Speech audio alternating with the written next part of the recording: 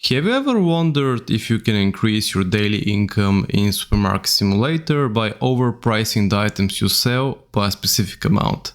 Well, me too. So I spent 24 in-game days to test a few different pricing strategies in search of the most profitable one. When I made my beginner tips video, I mentioned that you can price the items 20 to 30 cents higher than the market price without many complaints from the customers. That's strategy number one.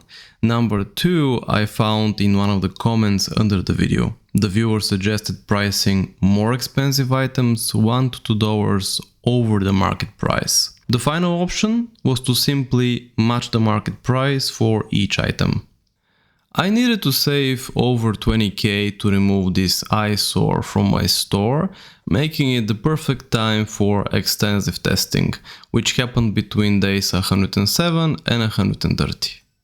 Since I already knew that pricing all items 30 cents over the market price is fine, I wanted to jump in and test what's going to happen if I overprice the more expensive items by a bigger margin, specifically those costing more than $10, starting with $1 and moving to $4.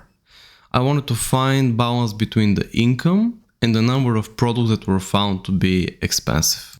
After the first 5 tests, it's clear that for cheaper items the sweet spot seems to be 20 cents for products under $5 and 30 cents for those between 5 and 10.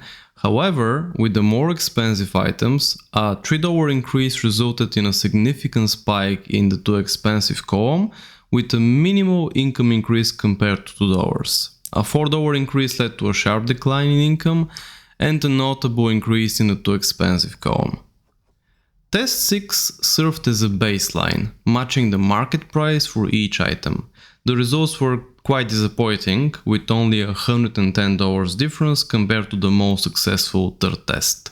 For test 7 and 8, I wanted to see if I could push the price of the cheaper items further, especially those between $5 and $10, and as you can see, the end result was pretty bad, having low income and very few satisfied customers.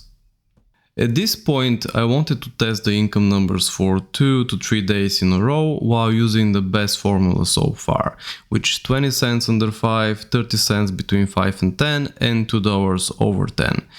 After the first new test, I realized how varying the RNG can be in this game, so at that point it was clear that if I wanted to have accurate results, I have no other option but to go to at least 6 days of testing with each strategy. The first one being 20 cents, 30 cents and $2, which resulted in $4,095 average income with a decent number of satisfied customers. The second one was to just match the market price, which resulted in $4,024. At this point I was quite disappointed since I already had spent 20 in-game days testing this, and the result was that it doesn't really matter if you match the market price or if you overprice them a bit. The higher price was compensated by the reduced sales and vice versa. As a last resort, I decided to another 6 days, this time with a market price for all items under $10 and overpricing all items over $10 by $1. Unfortunately, on my 13 game days of testing this strategy, the game decided that it's going to give me 20 more customers than usual, which made further tests pointless. The funny thing is that I was in the middle of level 49, so I guess the game does not increase the flow of customers when you reach a new level, but follows a different set of rules.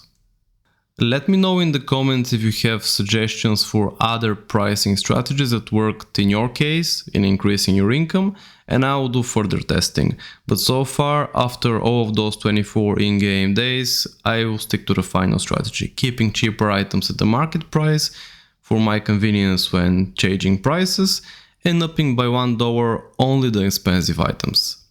That's it for today. Thanks for watching. Feel free to watch some of my other videos or subscribe for my future gaming reviews and tips and tricks videos.